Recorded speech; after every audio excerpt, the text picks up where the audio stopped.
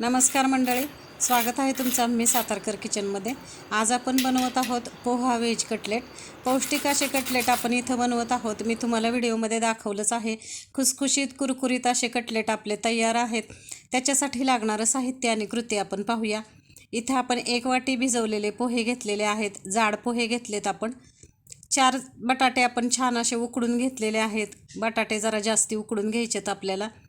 1 medium साईजचा कांदा बारीक चिरून घेतलेला आहे। सिमला मिरची आपण बारीक चिरून घेतलेली आहे। हे पहा, जेवढ्या भाज्या आपण घेणार आहेत त्या भाज्या आपल्याला बारीक चिरून घ्यायच्यात। 1 वाटी आपण फ्रोझन मटर घेतलेला आहे। आता इथं वाटी जी घेतली मी, ज्या वाटीने आपण पोहे घेतलेत त्याच वाटीने आपण अर्धी वाटी बाकीच्या भाज्या घ्यायच्या आहेत आणि तुमच्या आवडीनुसार तुम्ही बटाटे घ्यायचे आहेत। इथं आपण हिरवी मिरची बारीक चिरून घेतलेली आहे। लहान मुलांसाठी आपण करणार असेल तर मिरचीचं प्रमाण कमी ठेवा किंवा नाही घातली तरी चालेल।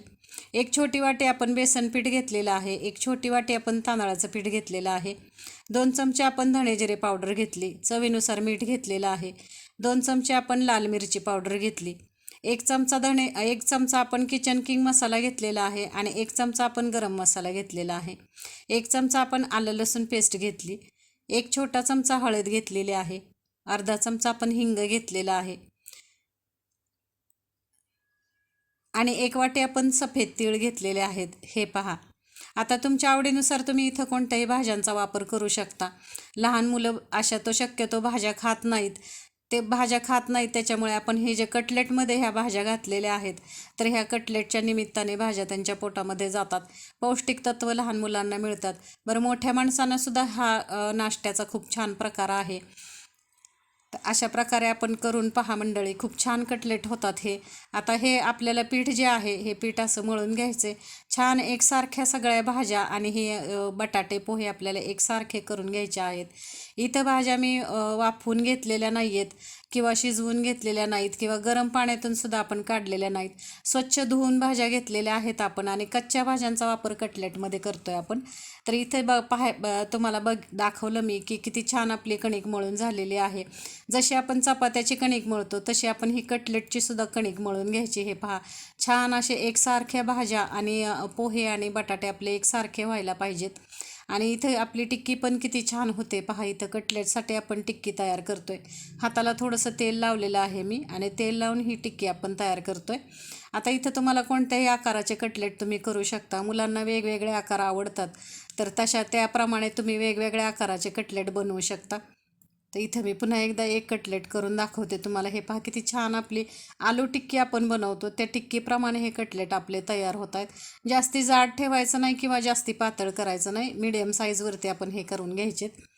हे पहा, आणि अशा प्रकारे आपण जे आपण वापरलेलं आहे प्रमाण जे वापरलं आहे ह्या प्रमाणामध्ये 15 ते 16 आपले कटलेट तयार होतात। 2 ते 3 माणसांचा नाश्ता किंवा 3 ते 4 माणसं आरामशीर ह्याच्यामध्ये नाश्ता करू शकतात। लहान मुलांच्या टिफिनसाठी सुद्धा हे जे आहे हा पदार्थ खूप उपयोगाचा आहे, पौष्टिक आहे।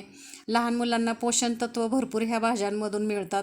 तर अशा प्रकारे करून पहा मंडळी। आता हे जे कटलेट मी करून ठेवलेले आहेत हे कटलेट 8 दिवसासाठी छान फ्रीजरमध्ये टिकून राहतात।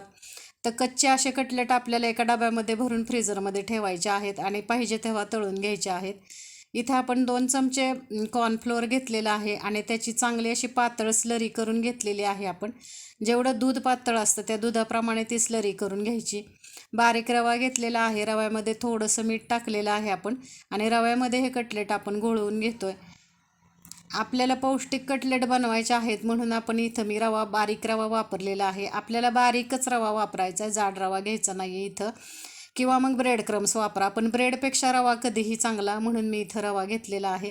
रव्यामध्ये थोडीशी आपण कलरची लाल मिरची पावडर टाकली तर आपले कटलेट छान असे ब्राऊन कलरवरती होतात।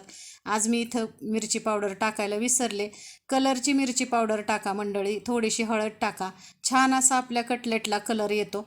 आता हे कटलेट आपण डीप फ्राय करतोय तर इथं आपण शॅलो फ्रायसुद्धा करू शकतो, पण डीप फ्राय केले तर छान कुरकुरीत खुसखुशीत कटलेट होतात हे, म्हणून मी तळून घेते। हे पहा, अशा प्रकारे आपल्याला छान असे गोल्डन ब्राऊन होईपर्यंत हे कटलेट तळून घ्यायचेत। पटकन काढून घ्यायचे नाही तर भाज्या कच्च्या राहतात आपल्या। आता गॅस आपण सुरुवातीला फास्ट ठेवायचा आहे, नंतर आपण मीडियम गॅसवरती हे तळून घ्यायचेत। छान असे ब्राऊन कलर येईपर्यंत आपल्याला तळून घ्यायचं. हे पहा, दाखवते मी तुम्हाला इथं. आता हे आपण रवा पांढरा घेतल्यामुळे थोडेसे पांढरेट झाले आहेत आपले कटलेट. पण थोडं रव्यामध्ये जर मी लाल मिरची पावडर टाकली असती तर छान असे कलर आला असता आपल्या कटलेटला. पण तुम्ही टाकताना टाका, खूप छान कलर येतो. आणि अशा प्रकारे आपले कटलेट तयार आहेत मंडळी. करून पहा, खूप छान होतात. हे पौष्टिक आहेत, लहान मुलांना तर खूपच आवडतील, पण मोठ्या माणसांना सुद्धा नाश्त्यासाठी हा प्रकार खूप छान आहे. करून पहा, खाऊन पहा, खरंच खूप छान होते ही रेसिपी. आणि अशा प्रकारे तयार आहेत. जर आपण हे कच्चे कटलेट फ्रीजला ठेवले तर फ्रीजला ठेवून तुम्ही एक 8 ते 10 दिवस छान ह्याचा आस्वाद घेऊ शकता. आपल्याला पाहिजे तेव्हा काढायचे, रव्यामध्ये घोळवायचे आणि मग तळून घ्यायचे, किंवा आपण शॅलो फ्राय करू शकतो. ज्यांना तळलेलं चालत नाही त्यांनी शॅलो फ्राय करा. अशा प्रकारे हे पहा, मी दाखवते एक कटलेट तोडून तुम्हाला. आतमधून एकदम मऊसर आणि छान अशा भाज्या शिजतात आपल्या, आणि वरून कुरकुरीत होतो हा कटलेट. टोमॅटो सॉसबरोबर ह्याचा आपल्याला स्वाद घ्यायचा आहे, किंवा तुम्हाला आवडणाऱ्या कोणत्याही चटणीबरोबर हे कटलेट तुम्ही खाऊ शकता. अशा प्रकारे करून पहा, खाऊन पहा. रेसिपी आवडल्यास लाईक करा, शेअर करा, सबस्क्राईब करा. पुन्हा आपण भेटूया एखाद्या नवीन रेसिपीसह नवीन व्हिडिओमध्ये. धन्यवाद मंडळी.